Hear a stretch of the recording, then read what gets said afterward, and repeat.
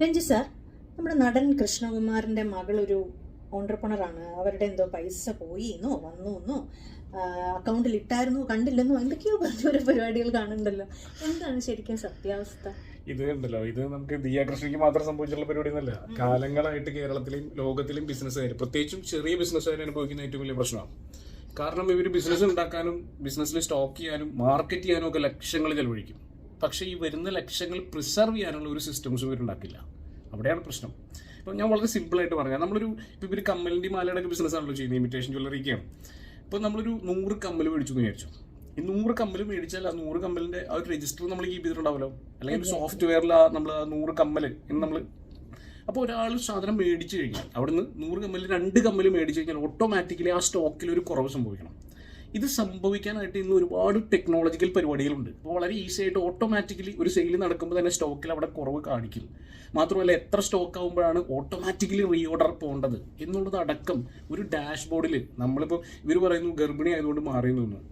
എത്രയോ ആളുകൾ ഇവിടെയുള്ള ബിസിനസ് US-ലിരുന്നും ഗൾഫിലിരുന്നും ഒക്കെ നടത്തുന്നുണ്ട്. എങ്ങനെയാണ്? നമുക്ക് ജസ്റ്റ് ഒരു ഫിംഗർ ടിപ്പിൽ നമുക്ക് കംപ്ലീറ്റ് ഇൻഫർമേഷൻ അവൈലബിൾ ആക്കാൻ പറ്റും. അത്തരത്തിൽ സിസ്റ്റംസും പ്രോസസ്സുകളും ഡെവലപ്പ് ചെയ്തേ പറ്റും. ഇതിൻ്റെ ഒപ്പം തന്നെ ആ കുട്ടി വേറൊരു കാര്യം പറഞ്ഞ് ഞാൻ ശ്രദ്ധിച്ചു. അതെന്താ വെച്ച് കഴിഞ്ഞാൽ, അനിയത്തിമാരെ പോലെ ഞാൻ സ്നേഹിച്ചതാണ് എന്ന് പറഞ്ഞു. സ്നേഹിക്കുന്നതുകൊണ്ട് കുഴപ്പമൊന്നുമില്ല. പക്ഷേ ഒരു കാര്യം ഉറപ്പാണ്, നമുക്ക് ഒരു മനുഷ്യൻ എന്നുള്ള രീതിയിൽ ഒരാളെ നമ്മളെപ്പോലും നമുക്ക് വിശ്വസിക്കാൻ പറ്റില്ല നാളെ നമ്മൾ എന്താ ചെയ്യാന്നുള്ളത്. അപ്പോൾ അതുകൊണ്ട് തന്നെ സിസ്റ്റംസിനെയാണ് നമ്മൾ ഡിപ്പെൻഡ് ചെയ്യേണ്ടത് ഒരു ബിസിനസ്സിനകത്ത്. അപ്പോൾ എന്തിനും നമുക്കൊരു സിസ്റ്റം ഉണ്ടാവണം, വിശ്വാസം ഉണ്ടാവണം എന്നുള്ളതൊക്കെ ശരി തന്നെ.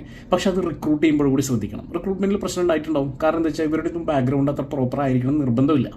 നമുക്കറിയില്ല എങ്ങനെയാണെന്നുള്ളത്. ഇപ്പോഴും കാര്യങ്ങളൊന്നും കറക്റ്റായിട്ട് തെളിഞ്ഞിട്ടില്ല. പക്ഷേ റിക്രൂട്ട് ചെയ്യുന്ന സമയത്ത് നല്ല ആളുകളെ കൊണ്ടുവരാൻ ശ്രദ്ധിക്കണം. എന്നിട്ട് അവർക്ക് റെസ്പോൺസിബിലിറ്റീസ് കൊടുക്കണം. എന്നിട്ട് അവരെ ട്രാക്ക് ചെയ്യണം, മോണിറ്റർ ചെയ്യണം.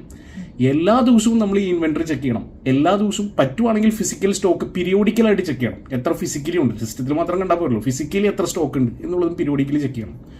പിന്നെ ബാങ്ക് റീകൺസിലിയേഷൻ ഒക്കെ വളരെ ഇമ്പോർട്ടൻ്റ് ആണ്. അപ്പം റിവ്യൂസും മോണിറ്ററിങ്ങും നടത്തിയില്ലെങ്കിൽ ആരാണെങ്കിലും പറ്റിക്കും. ഇത് തന്നെ അവിടെ സംഭവിച്ചത്. ക്ലിയർ അല്ലേ? അപ്പോൾ ഒരു ബിസിനസ്സുകാരൻ്റെ ആംഗിളിൽ അവർക്ക് എന്താണ് ഇതുകൊണ്ട് പഠിക്കാൻ പറ്റുക എന്നുള്ളതാണ് സാർ പറയുന്നത്. എന്താ വിഷയം? കാരണം എന്താ വെച്ചാൽ എല്ലാ ബിസിനസ്സുകാർക്കും സ്ഥിരം സംഭവിച്ചു. പല ആൾക്കാരും അറിഞ്ഞിട്ടുണ്ടാവില്ല. അതായത് ലക്ഷങ്ങൾ കോടികൾ നഷ്ടപ്പെട്ടിട്ടുള്ള കാര്യം അവർ അറിഞ്ഞിട്ട് പോലും ഉണ്ടാവില്ല, ഇപ്പോഴും അറിഞ്ഞിട്ടുണ്ടാവില്ല. കാരണം എന്താ വെച്ചാൽ അവർക്ക് ചെക്ക് ചെയ്യാനുള്ള സംവിധാനം പോലും ഇല്ല. ഇത് തന്നെ ആരോ ഒറ്റിക്കൊടുത്താണ്, അവരെ ഒറ്റിക്കൊടുത്താണ്. അപ്പോഴാണ് ഇവർ അറിഞ്ഞിട്ടുള്ളത്. അല്ലെങ്കിൽ ചിലപ്പോൾ ഇനിയും 2-3 കൊല്ലം ഈ പരിപാടി നടന്നുകൊണ്ടേയിരിക്കുന്നത് കണ്ടിന്യൂസ് ആയിട്ട്. ഇത് സ്ഥിരമായി സംഭവിക്കുന്നുണ്ട്. ഇതിനെ നമുക്ക് തടുക്കാൻ പറ്റും. ലക്ഷങ്ങൾ മുടക്കി ബിസിനസ് ചെയ്താൽ പോരാ, ലക്ഷങ്ങൾ പോകുന്നുണ്ടോ എന്നും കൂടെ നമ്മൾ ചെക്ക് ചെയ്യണം. 100%. അത് ബിസിനസ് തുടങ്ങുമ്പോൾ തന്നെ അത്തരം സിസ്റ്റംസ് സെറ്റ് ചെയ്യണം. അല്ലെങ്കിൽ ആൾക്കാർക്ക് ഇതൊരു ശീലവും. ഓക്കെ, അപ്പോൾ എല്ലാവരും ഇതൊന്ന് കണ്ടു പഠിക്കട്ടെ. ഉറപ്പായിട്ടും.